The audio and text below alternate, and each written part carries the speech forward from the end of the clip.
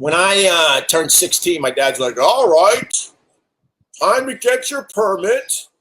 And we drove and we did all the paperwork and I got my permit. I never was in the driver's seat of a car in my life. And for some reason, because I had this magical paper, my dad just assumed I now knew how to kind of drive. And he goes, well, now that you have your permit, you can drive home.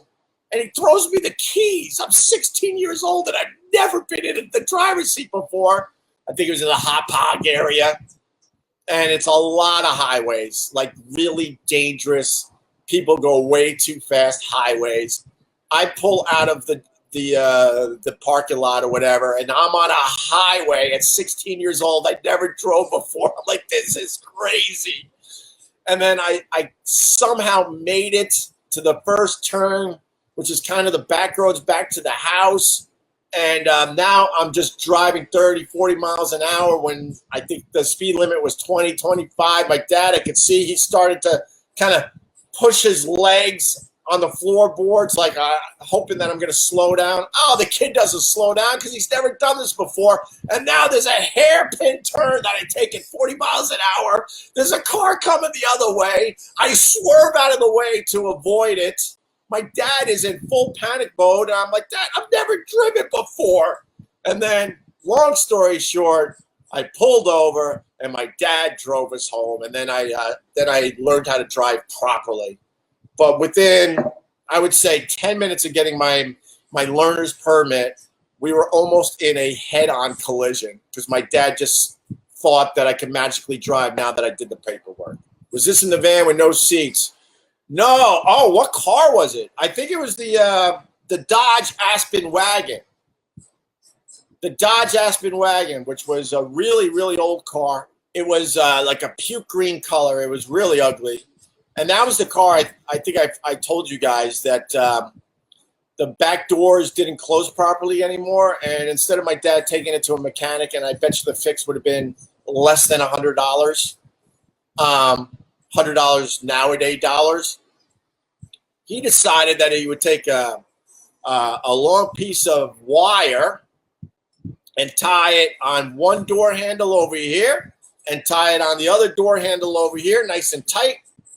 So now if you were in the back seat, and I come from a time we didn't have fucking seatbelts in the back seat. Are you kidding me? So my friends would get in because this turned out to be my car. And then they'd have to get their body under the wire. And now they're driving with me. They're in the back seat with a wire across their midsection because that's how we kept the doors closed. And when we got to our destination, they had to roll down windows and jump out the window. Thank God I wasn't in any real accidents because they would have cut my friends right in half. John Corts, the wagons back then were all that puke minty green. Yeah, that's exactly right. It was the worst color green you could imagine. And it was a Dodge Aspen wagon. And then I got my own car. I got myself a nice Honda Accord from my caddy money. And my dad's cars were always breaking down. And I was doing the right thing. I got a brand new car. I had car payments. I took care of this thing like it was my baby. Loved that car. And my dad had appointments. And he goes, he didn't ask. He just goes, I'm gonna take your car. This was when I was home for the summers. And I go, do you know how to drive a stick? Because I know how to drive a stick. He's all mad at me, right? And remember, this was my baby. This car was brand new, only a couple months old. And I had to listen. I'm in the house. I had to listen as my dad is trying to find gears in our driveway. We lived on a very busy road. It turns out that's where he would die when they had that horrific crash back in 2004. So he's leaving the driveway in my brand new Honda Accord, and it's obvious he's never driven a stick, but he has to be somewhere. He's got this appointment, and I have to hear him go, just trying to find gears, and then it's revving all the way up the road until I can't hear it anymore. I just hear and then he sort of finds a gear. I'm like, oh my God, my poor car. He didn't have the best luck with cars, but he knew how to get rid of them. Because he was always trying to save a few bucks. He would get rid of our cars like he would get rid of our old dogs after they died.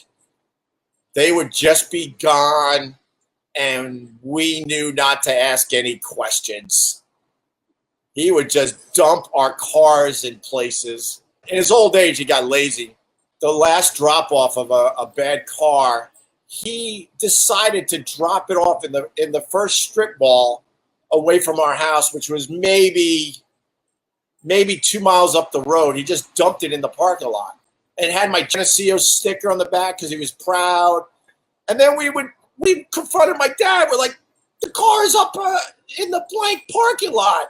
It's like, no, that's not our car. I'm like, it has the Geneseo sticker. It's our car. What are you doing? But he just dumped it there. Leave the car, take the cannolis.